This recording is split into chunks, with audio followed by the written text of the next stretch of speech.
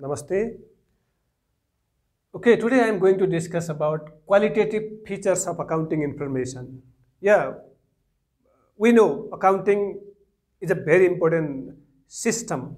part of different management students, and accounting is a process of recording different financial activities, data for calculation of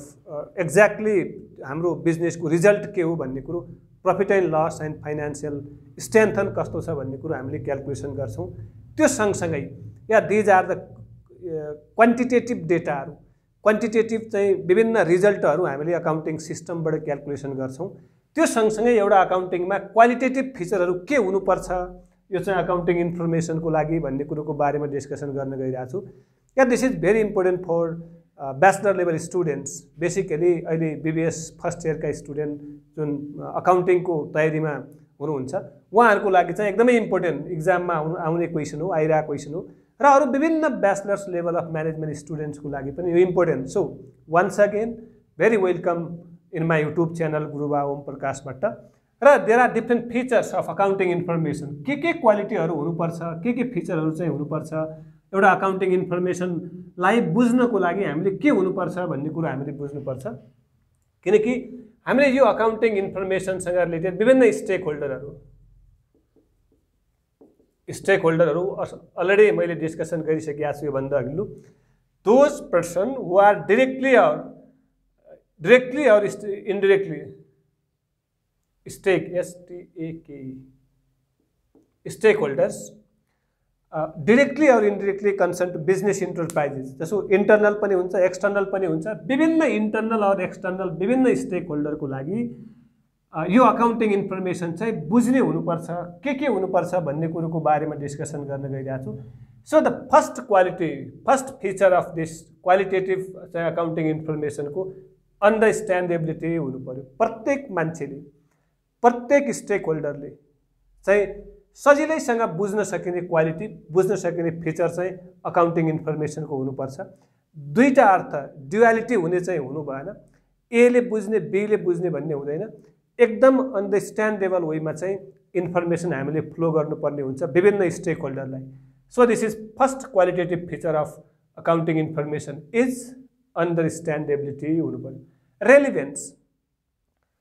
प्रत्येक stake होल्डरले बुझ्न सक्ने prediction गर्न सक्ने analysis गर्न सक्ने र त्यसको बारेमा चाहिँ प्लानिङ गर्न सक्ने हुनुपर्छ रेलिभेन्स हुनुपर्यो त्यो सँगसँगै रिलायबिलिटी विश्वसनीयता र प्रत्येक स्टेक होल्डरले के बुझ्नु पर्यो भने यो अकाउन्टिङ इन्फर्मेसनले दिएका इन्फर्मेसनहरु एकदम ठीक छ विश्वसनीयता छ त्यहाँ केही पनि चाहिँ बायस छैन भन्ने कुरा हामीले विश्वसनीयता दिलाउनु पर्ने हुन्छ so relevance and reliabilities are also very important part of this accounting information comparability अर्को फिचर भनेको कम्पेयर गर्न सकिने विभिन्न इयरका डेटाहरु विभिन्न इयरका फाइनान्शियल स्टेटमेन्टहरु फाइनान्शियल रिजल्टहरुलाई हामीले प्रत्येक स्टेक होल्डरले सजिलैसँग कम्पेयर गर्न सकिने कम्पेयर गर्दाखेरि चाहिँ एनालिसिस गर्न सकिने कुन वर्ष हाम्रो विभिन्न चाहिँ ट्रेन्ड एनालिसिस गर्दाखेरि होस् विभिन्न चाहिँ यो डेटाहरु एनालिसिस गर्दाखेरि होस् र प्रॉफिट लस एनालिसिस एसेट्सहरु रिजल्टहरु जस्तो रेशियोहरु एनालिसिस गर्दाखेरि हामीले के गर्न सक्नुपर्ने हुनु पर्यो भने कम्पेयर गर्न सकिने कम्पेरेबिलिटी बिट्विन एन अमाउन्ट डिफरेन्ट चाहिँ अलग-अलग चाहिँ बिजनेसको पनि कम्पेयर गर्न सकिने र एउटै कम्पनी भित्रका पनि विभिन्न वर्षका डेटाहरु हामी सजिलैसँग कम्पेयर गर्न सक्ने हुनुपर्छ अकाउन्टिङको इन्फर्मेसन कसले भने विभिन्न स्टेक होल्डरले कन्सिस्टेन्सी हुनु पर्यो उतार चढाव होइन के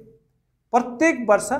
हामीले एउटा अहिले चाहिँ एउटा स्ट्यान्डर्ड फलो गर्यौं अर्को वर्ष अर्को स्ट्यान्डर्ड फलो गर्यौं भने कहिले पनि कन्सिस्टेन्सी हुँदैन कन्सिस्टेन्सीको लागि एकरूपताको लागि हामीले एउटा स्ट्यान्डर्ड फलो गर्नुपर्ने हुन्छ that is accounting standard accounting नर्म्सहरु विभिन्न ग्यापहरु विभिन्न चाहिँ आईएफआरएस का जुन सेट अफ स्ट्यान्डर्ड छ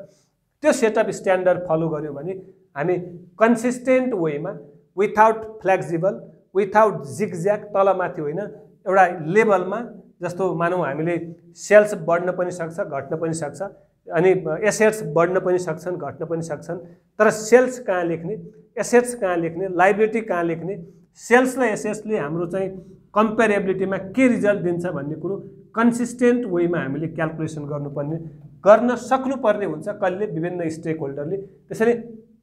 क्वालिटेटिभ फिचर अफ अकाउन्टिङ इन्फर्मेसनको चाहिँ कन्सिस्टेन्टली भेरी इम्पोर्टेन्ट फिचर हो। देन मेटेरियालिटी, या इट इज भेरी इम्पोर्टेन्ट।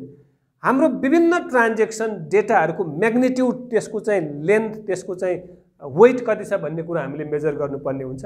यसले के भन्छ भने materiality it is a kind of convention पनि हो, it is a kind of principle पनि हो। यसले चाहिँ एउटा कुनै पनि एसेट्सको त्यसको कस्टको बेसिसमा हामीले रेकर्ड गर्नुपर्ने हुन्छ। यदि थोरै भ्यालु भएको कुनै एसेट्स छ, धेरै भ्यालु भएको एसेट्सलाई हामीले रेकर्ड गर्दाखेरि र उसको रिजल्टको बेसिसमा हाम्रो यो अकाउन्टिङ सिस्टममा केही फरक पर्न सक्छ यदि धेरै अमाउन्टको डिफ्रेन्सेस छ भने। यदि थोरै अमाउन्टको डिफ्रेन्सेस छ भने त्यसले तात्तुक डिसिजन मेकिङमा केही पनि ड्रास्टिक चेन्ज हुँदैन। फर इक्जाम्पल एउटा स्टाप्लर हामीले किन्यौँ र एउटा कम्प्युटर किन्यौँ भने कम्प्युटरको भ्यालु धेरै हुन्छ, एउटा स्टाप्लरको भ्यालु थोरै हुन्छ, र स्टाप्लर 1 वर्षभन्दा बढी पनि टिक्न सक्छ तर कस्ट के हुन्छ, थोरै हुन्छ।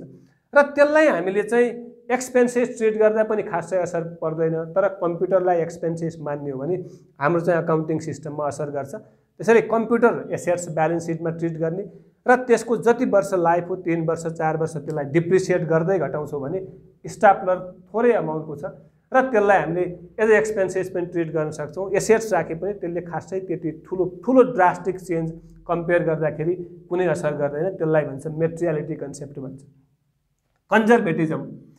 अब अकाउन्टिङ सिस्टमले यो क्वालिटेटिभ फिचरले अर्को के देखाउँछ भने कन्जर्भेटिजम पनि फलो गरेको हो। जस्तो कुनै लसलाई हामीले प्रिडिक्सन गर्न मिल्छ, जस्तो discount on issue of shares and debenture भए, त्यस्ता डिस्काउन्ट हामीले इस्यु गर्ने बेलामा अथवा त्यो रिडेम्सन गर्ने बेलामा लस भयो भने, रिडेम्सन गर्ने बेलामा हामीले प्रिमियममा रिडेम्सन गऱ्यौँ भने त्यो फ्युचरको लस हो। त्यस्तो लसलाई हामीले के गर्छौँ, प्रेजेन्टमै रेकर्ड गर्छौँ। त्यो सँगसँगै विभिन्न प्रोभिजनहरू, provision for depreciation, provision for doubtful debts, provision for taxation, यस्ता कुराहरू पनि हाम्रो कन्जर्भेटिजम भन्ने चाहिँ क्वालिटेटिभ फिचरमा कन्सिडर गरेको हुन्छ। So last one that is cost benefit relationship. कुनै पनि बिजनेसम्यानले किन इन्भेस्टमेन्ट गर्छ भने फर गेटिङ बेनिफिट। त्यसरी कति लगानी गर्यो, यसको आउटफ्लो कति भयो र त्यसको इनफ्लो, आउटफ्लो र इनफ्लोको रिलेसनसिप मेजर गर्ने इन्फर्मेसन पनि एकदमै इम्पोर्टेन्ट इन्फर्मेसन हो।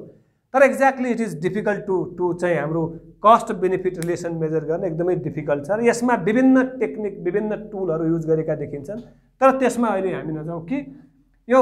क्वालिटेटिभ फिचर अफ अकाउन्टिङ इन्फर्मेसनको कस्ट बेनिफिट रिलेसनसिप पनि मेजर गर्नुपर्ने हुन्छ। मैले भने कति आउटफ्लो भयो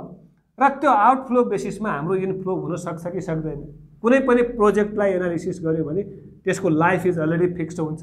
र त्यो लाइफभरि पनि हामीले त्यो कस्टलाई रिटर्न गर्न सकेनौँ भने त्यो के हुन्छ, हाम्रो लसको बिजनेस हो। त्यसैले यहाँ चाहिँ हामीले के बुझ्नुपर्छ भने it is very important question, you will get in the examination, एक्जाममा पनि आउन सक्छ। Qualitative features of accounting information, the first one understandability, relevance, reliability, comparability, consistency, materiality, conservatism and cost benefit relationship. So once again पढिदिनु होला। के विद्यार्थी भाइ बहिनीहरूकै लागि it is very informative knowledge हो। And finally like and subscribe गरिदिनु होला। Thank you very much. Thank you.